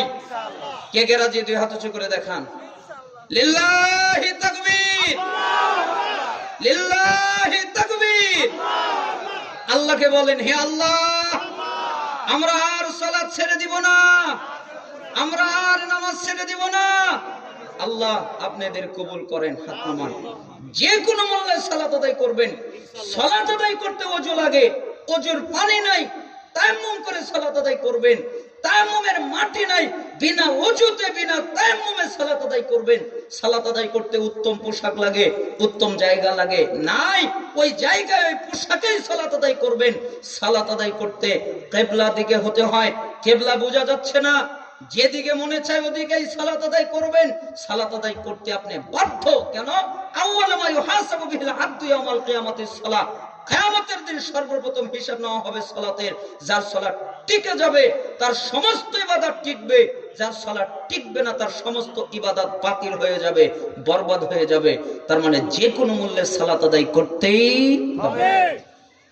ওয়ালা তাশরাবান্না খামরান ফাইন্নাহু রাসা কুল্লি ফাহিশা। 4, তোমরা নিষাদার দ্রব্য পান করো না। বিড়ি, সিগারেট, গুল, জর্দা, তামাক, ইয়াবা, হেরোইন, ফেন্সিডিল, মদ, গাঁজা, আরো যত নিষাদার দ্রব্য আছে এগুলো পান করবা না। কেন? এগুলো সমস্ত অশ্লীলতার মূল। আর এগুলো পান করলে বিবেক হারিয়ে যায়, জ্ঞান হারিয়ে যায়, বুদ্ধি হারিয়ে যায়। তাদের কোনো বিবেক থাকে না, তাদের কোনো জ্ঞান থাকে না, তাদের কোনো বুদ্ধি থাকে না। ওই দেখেন যত ছেলে সমাজের ভিতরে ফ্যাসাদ তৈরি করে, যত ছেলে আরেকজন নারীকে ধর্ষণ করে, যে রাক্ষসগুলো যারা মানুষকে অন্যায়ভাবে হত্যা করে, যারা মানুষের উপরে জুলুম করে, যারা সমাজে অস্থিরতা তৈরি করে, অশ্লীলতা তৈরি করে, আপনি খবর নিয়ে দেখেন এরা প্রত্যেকেই নিষাদার দ্রব্যের সাথে জড়িত। কেন? নিষাদার দ্রব্য পান করলে তো বিবেক থাকে না, বুদ্ধি থাকে না। আমি তারিখে দিমাশকের মধ্যে পড়েছি যে একটা লোক, বুজুর্গ লোক, ওই দেশের শাসক ওই বুজুর্গ লোককে পরীক্ষা করার জন্য নিয়ে আসলেন। তার খুব প্রশংসা শোনা গেল, তাই তিনি বললেন, আচ্ছা তোমার বুজুর্গকে আমি আজকে পরীক্ষা করব, নিয়ে আসো। নিয়ে আসা হলো, এক জায়গায় রাখা হলো মদ, আরেক জায়গায় দাঁড় করানো হলো একটা নারী পতিতা, আরেক জায়গায় দাঁড় করানো হলো ছোট্ট একটা বালক, শিশু। এরপরে ওই বুজুর্গকে নিয়ে আসা হলো। এরপরে তাকে বলা হলো, তুমি এই শিশুটাকে হত্যা করো। আগে বলা হলো যে বুজুর্গ সাহেব শোনেন, আপনাকে 3টা কথা বলা হবে। আপনি যদি 3টা পারেন ভালো, আর যদি 3টা না পারেন তাহলে তার যে কোনো একটা করতে হবে। আপনি যদি একটা করেন তাহলে আপনি দুনিয়ায় বেঁচে থাকবেন, আর আপনি যদি না করেন আপনাকে মেরে ফেলা হবে, আপনাকে হত্যা করা হবে। এবার ইচ্ছা আপনার। তখন বলা হলো, আপনি শিশুটাকে হত্যা করেন। সে লোকটা বলছে, আমি এই শিশুটাকে কিভাবে হত্যা করতে পারি? তাকে দেখে আমার মায়া লেগে গেছে, আমি তাকে হত্যা করতে পারি না। আচ্ছা ঠিক আছে, তাহলে আপনি এই পতিতার সাথে রাত কাটান। আরে এটা তো জঘন্য পাপ, আমি পতিতার সাথে রাত কাটাতে পারবো না, এই ক্ষমতা আমার নাই। আচ্ছা ঠিক আছে, তাহলে মদ পান করেন। না না না, আমি মদ পান করতে পারবো না। জল্লাদ, যাও একে নিয়ে যাও, একে কতল করো। থামেন থামেন, আমাকে হত্যা করতে হবে না। আমি ভাবতে ভাবতে সে ভেবে দেখলো যে মদটা সবচেয়ে সহজ, তাই সে মদটা পান করলো। যখন মদ পান করলো বেশি পরিমাণে, তার বিবেকটা হারিয়ে গেল। আর এই বিবেকটা হারিয়ে যাওয়ার কারণে, বিবেকটা নষ্ট হয়ে যাওয়ার কারণে সে ওই ছেলেটাকেও হত্যা করলো এবং সে ওই নারীর সাথে রাতও কাটালো। এই জন্য নিষাদার দ্রব্য পান করলে কি হয়? বিবেক হারিয়ে যায়, বুদ্ধি হারিয়ে যায়, জ্ঞান হারিয়ে যায়। আপনারা কষ্ট পাচ্ছেন? দিনী ভাই, আসলে এখানে আমাকে একটা অনুরোধ করা হয়েছে। এই সম্মেলন পরিচালনা করতে অনেক টাকা পয়সার প্রয়োজন হয় না? আবার কালেকশনের কথা শুনে উঠেন না লাভ মেরে। আপনি 2টা হাদিস বোঝেন, বোঝার চেষ্টা করেন। তিরমিজি 2616 নম্বর হাদিস, ওয়াসসাদাকাতু তুতফিউল খাতিয়া কামা ইতফিউল মাউন নার। কেউ যদি দান করে আল্লাহ তাআলা তার সমস্ত গুনাহ মাফ করে দেয়, ওইভাবে যেভাবে আগুনের উপরে পানি ঢাললে আগুন নিভে যায়। রাসূল সাল্লাল্লাহু আলাইহি সাল্লাম কত চমৎকার উদাহরণ দিলেন।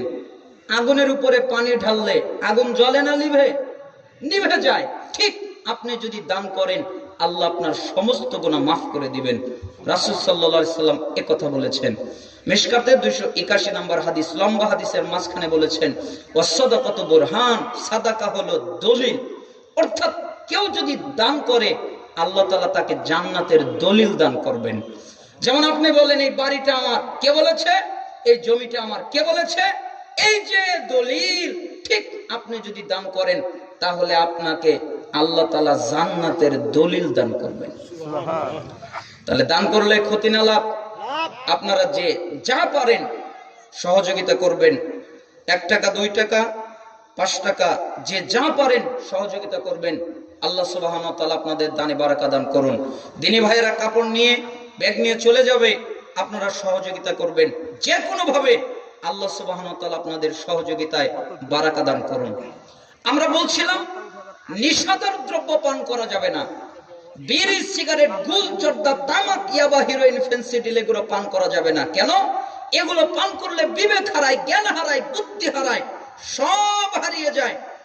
একটা জটিল আর কঠিন হাদিস। আসলে এই হাদিসগুলো আমাদের আগে জানা ছিল না। অনেক কঠিন কঠিন হাদিস, অথচ পরিচিত কিতাবেই আছে। ইবনে মাজাহ 3375 নম্বর হাদিস, রাসূল সাল্লাল্লাহু আলাইহি সাল্লাম বলেন, মুদমিনুল খাম কাআবিদি ওয়াসান, নিশাদার দ্রব্য পানকারী মূর্তি পূজক সমতুল্য। কিসের সমতুল্য? মূর্তি পূজক। হিন্দুরা মূর্তি পূজা করে না? অন্যান্য জাতি গোষ্ঠীর লোকেরা অনেকেই মূর্তি পূজা করে না? ঠিক আপনি যদি মূর্তি পূজা করেন মুসলমান হয়ে, আপনার যেই পাপ হবে, আপনি যদি নিশাদার দ্রব্য পান করেন আপনার ওই একই পাপ হবে। রাসূল সাল্লাল্লাহু আলাইহি সাল্লাম বলেন, মিশকাত 3657 নম্বর হাদিস, যে লোক নিশাদার দ্রব্য পান করা অবস্থায় মারা যায়, ওই ব্যক্তি আল্লাহর সামনে যখন উঠবে তখন সবাই তাকে দেখে চিনবে ও হলো একটা মূর্তি পূজক। তার মানে সালাত আদায় করেছে তাকে সালাতি হিসেবে চিনবে না, দান করেছে তাকে দানশীল হিসেবে চিনবে না, আরো যত কাজ করেছে এইগুলো হিসেবে চিনবে না, তাকে চিনবে হলো সে হলো মূর্তি পূজক। সবাই বলবে সে দুনিয়ায় মূর্তি পূজা করত, এই জন্য তার আজকে এই অবস্থা। কেন? নিশাদার দ্রব্য পান করা অবস্থায় মারা গেছে। এরকম অনেক আছে না, মরার সময় বলে আমাকে সিগারেট দে, এরকম বলে না? অনেকেই বলে, কারণ সে নিশাদার দ্রব্য পান করে। এমনকি মিশকাত 3660 নম্বর হাদিস, আবু মুসা আশআরী রাদিয়াল্লাহু আনহু বলেন, আমি কারো পরোয়া করি না নিশাদার দ্রব্য পান করা অথবা আল্লাহর পরিবর্তে দেবদেবীর পূজা করা, এই দুইটার মধ্যে কোনো পার্থক্য নেই। আপনারা উঠছেন কেন? আল্লাহর কসম, এক নেকি যদি পান তো ইসলাম মিথ্যা। এক নেকি যদি পান, কেন? আপনি বৈঠক শেষের দোয়া পড়েন নাই। আদায়ের জন্য যদি ওঠে, এটা তো কমিটির লোকেরা উঠবে, তাই না? শ্রোতা উঠবে? শ্রোতা তো উঠবে না, শ্রোতা বসে থাকবে, উঠে চলে যাচ্ছে। তার মানে আপনি চলে যাবেন এই অনুমতি নাই। কেন? আপনাকে বৈঠক শেষের দোয়া পড়ে উঠতে হবে। আল্লাহে, আল্লাহর কসম, আমি ওই হাদিস জিন্দেগিতে বলি না যে আমি আমল করি না। আমি যখন কিতাব পড়তে বসে আমার অধ্যায় শেষ না হলে আমি কিতাব থেকে উঠি না, তখনই উঠি যদি আজান হয়। কিন্তু খাবার খাওয়ার জন্য, অন্য কোনো ডাকাডাকির জন্য আমি উঠি না। কেন? আমার কিতাবের অধ্যায় শেষ হয় নাই। আমি ভয়ে থাকি যে আমার অধ্যায় শেষ হয় না, আমি উঠি কেমনে। আমি জিন্দেগিতে কোনোদিন আলোচনার মধ্যে পানি খাইনি, পানি পান করিনি, অথচ আপনার চেয়ে পানি দরকার আমার বেশি। কেন? আমার কণ্ঠ শুকিয়ে যায়। আমি ভয়ে থাকি যে ইলমের ক্ষেত্রে খেয়ানত হতে পারে। তা আপনি উঠবেন মানে আমি আপনাকে পরিশুদ্ধ করার জন্য এসেছি। আপনার ভিতরে যেন আল্লাহ হেদায়েত দেয়, আপনার ভিতরে যেন আল্লাহর ভয় দেয়, এই কারণে আপনাকে নসিহত করছি, আর কোনো উদ্দেশ্য নাই। আল্লাহ সুবহানাহু ওয়া তাআলা যেন কবুল করেন। তার মানে আবু মুসা আশআরী রাদিয়াল্লাহু আনহু বললেন যে আমি নিশাদার দ্রব্য পান করি অথবা এর পরিবর্তে দেবদেবীর পূজা করি, এর মধ্যে কোনো পার্থক্য নাই। তার মানে আমি কি দিয়ে বোঝাবো? একটা জটিল হাদিস। এই হাদিস বলার ক্ষেত্রে আমি কিন্তু মুখস্থ করাই, মানে নাম্বারটা মুখস্থ করাই, না হলে বিপদ আছে। এই হাদিসটা সহিহুল জামে 3345 নম্বর হাদিস। কিন্তু সহিহুল জামে ওই কিতাব তো অনুবাদ হয় নাই। মানুষজন খুঁজবে, পাবে না, আমাকে গাল দিবে। কেন? অনুবাদ তো হয় নাই, অনুবাদ পাওয়া যায় না। আলেমরা বুঝবে, পাবে, সহজ হয়ে যাবে। এজন্য আপনাদের জন্য সহজ হাদিস সম্ভার কিতাবের নাম শোনেন নাই? বাংলা ভাষা একটা হাদিসের কিতাব, আব্দুল হামিদ ফাইজি হাফিজাহুল্লাহ তিনি সংকলন করেছেন। প্রায় 4000 হাদিসের কাছাকাছি দুইটা খণ্ডে তিনি সংকলন করেছেন। এই দুই খণ্ডের মধ্যে 1668 নম্বর হাদিস। হাদিসের নাম কি? হাদিস সম্ভার। আবার বলেন, হাদিসের নাম কি? হাদিস সম্ভার। আর নাম্বার কত? 1668 নম্বর হাদিস। রাসূল সাল্লাল্লাহু আলাইহি ওয়াসাল্লাম এর সাহাবী ইবনে আব্বাস রাদিয়াল্লাহু আনহু বলেন, আমি আল্লাহর নবীকে নিজের কানে বলতে শুনেছি, তিনি বলেছেন, নিষেধের দ্রব্য যাবতীয় অশ্লীলতার প্রধান, যত অশ্লীলতা আছে সবকিছুর প্রধান এবং সবচেয়ে বড় পাপ। শোনো, মান শারিবাহা ওয়া ক্বালা উম্মিহি ওয়া খালাতিহি ওয়া আম্মাতিহি, যে ব্যক্তি নিশাদার দ্রব্য পান করলো সে তার মায়ের সাথে জিনা করলো, সে তার খালার সাথে জিনা করলো, সে তার ফুফুর সাথে জিনা করলো। নাউজুবিল্লাহ। যে ব্যক্তি বিড়ি খেলো, জর্দা খেলো, গুল খেলো, ওই ব্যক্তি তার মায়ের সাথে জিনা করলে যেই পাপ হয় ওই পাপ তার আমলনামায় হলো। তার খালার সাথে জিনা করলে যেই পাপ হয় ওই পাপ তার আমলনামায় ঢুকলো। তার ফুফুর সাথে জিনা করলে যেই পাপ হয় ওই পাপ তার আমলনামায় ঢুকলো। আরে তামাক পাতা দিয়ে তৈরি হয় বিড়ি, সিগারেট, জর্দা, তামাক পাতা, এটা তামাক পাতা দিয়ে তৈরি হয় গুল, আর এইগুলো মুসলমানেরা খায়। আরে তামাক পাতা যেখানে তৈরি হয় ওই ক্ষেতের মধ্যে কোনো ছাগল যায় না, কোনো গরু যায় না। কেন? ছাগল ওই পাতা খায় না, গরু ওই পাতা খায় না। ওই পাতা পচে মরে একবার শেষ নিঃশেষ হয়ে যায়, কিন্তু একটা পোকা পর্যন্ত ধরে না। যেই পাতা ছাগলে খায় না, গরুতে খায় না, কোনো পোকাই খায় না, ওইগুলো মানুষ খায়। এই জন্যই তো আল্লাহ তাআলা বলেছেন উলাইকা কাল আনআম, এরা চতুষ্পদ জন্তু জানোয়ারের মতো। এরপরে বলছেন বালহুম আদল, এর চেয়ে খারাপ। তার মানে যারা নিশাদার দ্রব্য পান করে, বিড়ি, সিগারেট, গুল, জর্দা, তামাক এগুলো পান করে, তারা ছাগল, গরু, কুত্তা, শৃগাল এবং যত নিকৃষ্ট প্রাণী আছে, শুকর, এর চেয়েও খারাপ। নেশাদার দ্রব্য পান করা যাবে না। বিড়ি, সিগারেট, গুল, জর্দা, তামাক এগুলো খাওয়া যাবে না। ইয়াবা, হিরোইন, ফেন্সিডিল, মদ, গাঁজা এগুলো খাওয়া যাবে। যত নেশাদার দ্রব্য আছে সবগুলো থেকে আপনাকে বাঁচতে হবে। আসলে হাদিসটা অনেক লম্বা, ব্যাখ্যা করতে গিয়ে আমি তাও অনেক কথা ছেড়ে দিয়েছি। শিরকের ক্ষেত্রে অনেক আয়াত ছেড়ে দিয়েছি, সলাতের ক্ষেত্রে অনেক ব্যাখ্যা ছেড়ে দিয়েছি, মা বাবার ক্ষেত্রে অনেক কথা ছেড়ে দিয়েছি, এই মদ পানের ক্ষেত্রে অনেক কথা ছেড়ে দিয়েছি। তারপরে আমাদের সময় শেষের দিকে চলে এসেছে, প্রায় 12টা বেজে গেছে। আপনাদের কষ্ট হচ্ছে, হাদিসটা শেষ করে শুধু অনুবাদ করে।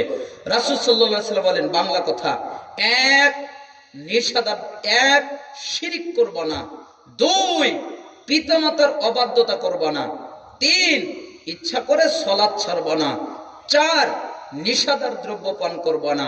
5, আল্লাহর নাফরমানিমূলক কাজ করব না। 6, জিহাদের ময়দান থেকে পালাবো না। 7, মহামারী কবলিত এলাকা থেকে পালাবো না।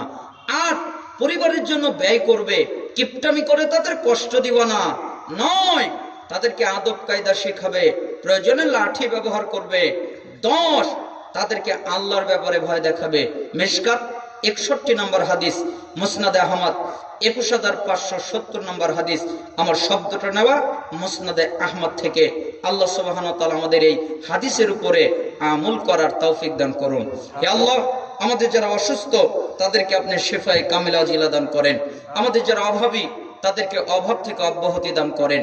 আমাদের যারা ঋণী তাদেরকে ঋণ থেকে রক্ষা করেন। আমাদের মধ্যে যে কোনো মুসিবতে আছে সেই মুসিবত থেকে পানা মঞ্জুর করেন। আল্লাহ, আপনি আমাদের দুনিয়ায় কল্যাণ দান করেন। আল্লাহ, আপনি আমাদের আখিরাতে কল্যাণ দান করবেন। আল্লাহ, আপনি আমাদের জাহান্নামের আযাব থেকে রক্ষা করবেন। আল্লাহ, ফিলিস্তিনের মাটিতে মুসলমানদের আপনি হেফাজত করেন। তাম পৃথিবীতে যেখানে মুসলমানেরা নির্যাতিত তাদের হেফাজত করেন। আল্লাহ, তাম পৃথিবীর সমস্ত মুসলমানদের উপরে আপনি কল্যাণ নাজিল করেন, ঐক্যবদ্ধ হওয়ার তৌফিক দান করেন। আল্লাহ, আপনি আমাদের বাংলাদেশে শান্তি নাজিল করেন। আল্লাহ, আপনি আমাদের বাংলাদেশে ইসলামিক শাসক রাষ্ট্র নেতা দান করেন। আল্লাহ, আপনি আমাদের বাংলাদেশের সংবিধানে কোরআন এবং সুন্নাহ আমাদেরকে উপহার হিসেবে দান করেন। আল্লাহ, আপনি খিলাফত আমাদের দান করেন। আল্লাহ, ওই খিলাফত কায়েম করার ব্যবস্থা আপনি আমাদের দেশে তৈরি করে দেন। আল্লাহ, এই ইসলামী সম্মেলনকে কবুল করে নেন। এই সম্মেলনের সাথে যারা যে কোনো ভাবে জড়িত তাদের কবুল করে নেন। এই যুব সমাজকে কবুল করে নেন। এই যুব সমাজ কল্যাণ তাফসীর কমিটি এদেরকে কবুল করে নেন। এর সাথে যারা যে কোনো ভাবে জড়িত তাদেরকে কবুল করে নেন। আল্লাহ, যত পুরুষ নারী এখানে উপস্থিত তাদেরকে আপনি ক্ষমা করে দেন এবং তাদের গুনাহগুলোকে আপনি নেকিতে পরিণত করে দেন। সুবহানাকাল্লাহুম্মা বিহামদিক, আশহাদু আল্লা ইলাহা ইল্লা আনতা, আস্তাগফিরুকা ওয়া আতুবু ইলাইক। আসসালামু আলাইকুম ওয়া রাহমাতুল্লাহ।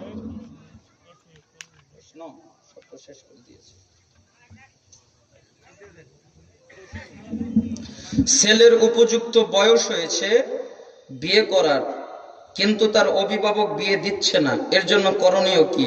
যদি সে পাপ করে, সে যা পাপ করবে বালেগ হয়ে যাওয়ার পরে সব পাপ তার বাপের হবে, তার মায়ের হবে। তার অভিভাবকের হবে, তার বড় ভাইয়ের হবে। তাহলে আপনি কি করবেন?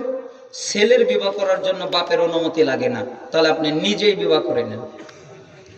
কোনো কারণে ফরজ গোসল করতে পারলো না, অজু করে কি একদিন পার করা যাবে? না, সালাত পড়তে হবে না, সালাত আদায় করতে হবে। অতএব আপনি অবশ্যই গোসল করে 5 ওয়াক্ত সালাত জামাতের সাথে আদায় করবেন। মাঝে মধ্যে আমি ঘুমের মধ্যে স্বপ্ন দেখি যে আমার বাবা মা প্রতিবেশী মারা গেছে, এতে করে আমি অনেক ভয় পাই।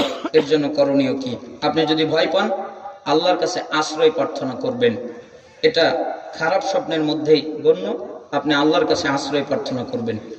স্বাবলম্বী ও বয়স হওয়া সত্ত্বেও যদি কোনো ছেলে বিয়ে না করে, তাহলে ওই একই। আমাদের যুবকদের উদ্যোগে যে তাফসীর আয়োজন করা হচ্ছে, তাদের সদস্যের মধ্যে অধিকাংশ ছেলেরা সালাত আদায় করে না। এই জন্যই তো এই ওয়াজ করেছি। আমি এই ওয়াজ তো করতাম না। আমি জানি তো যে যুবকরা কয়টা পাপ করে। একটা হলো সালাত পড়ে না, আর একটা হলো নিশাদার দ্রব্য পান করে। এই জন্য এই হাদিস অনুবাদ করেছি, বুঝতে পেরেছেন? তার মধ্যে অনেক যুবক শিরিকও করে। শিরিক করে না? নীরবতা পালন করে, দিবস পালন করে, করে না? 16ই ডিসেম্বর আরো কত কত দিবস আছে, এগুলো পালন করে, জাঁকজমক করে। বুঝেন নাই? এই জন্য আমরা শিরিকের এবং সালাত ত্যাগকারীর বিধান এবং নিশাদার দ্রব্য পান করলে কি হয়, এজন্যই যুবকদের কথা মাথায় রেখে হাদিস অনুবাদ করেছি। আপনারা যদি বোঝেন, আল্লাহ সুবহানাহু ওয়া তাআলা আপনাদেরকে কবুল করুন। যে কোনো মূল্যে আপনার জীবন বের হয়ে যাওয়ার আগ পর্যন্ত আপনি সালাত আদায় করবেন। যুবক ভাই, আপনি তাফসীরুল কোরআন মাহফিল 4 বছর ধরে কেন, যদি 100 বছর পর্যন্ত আপনার হায়াত থাকে, আর 100 বছর যদি দেন, আপনি যদি সালাত আদায় না করেন, এক নেকিও হবে না। আপনার আমলনামায় এক নেকিও নাই, আপনার আমলনামা হলো 0। কি আছে? খালি গুনাহ আছে। গুনার কোনো হিসাব নাই, কিন্তু নেকি একটাও নাই। কেন? আপনি সালাত আদায় করেন না। আপনি যদি নিষেধার দ্রব্য পান করেন, তাহলে তো বললাম দেবদেবীর আপনি পূজা করলেন, ওই পাপের সমমান শিরিক করলেন। আপনি কিভাবে জান্নাতের আশা করেন? লা ইয়াদখুলুল জান্নাহ মুদমিনুল খাম। যে ব্যক্তি নিষেধার দ্রব্য পান করলো, সে জান্নাতে যাবে না। অতএব নিষেধার দ্রব্য থেকে বাঁচবেন, সালাত আদায় করবেন যে কোনো মূল্যে, শিরিক থেকে বাঁচবেন, আরো যত পাপ আছে এগুলো থেকে বাঁচবেন। প্রেম ভালোবাসা, এটা জিনা, এটা থেকেও বাঁচবেন। আল্লাহ সুবহানাহু ওয়া তাআলা আমাদের কবুল করুন। আসসালামু আলাইকুম ওয়া রাহমাতুল্লাহ।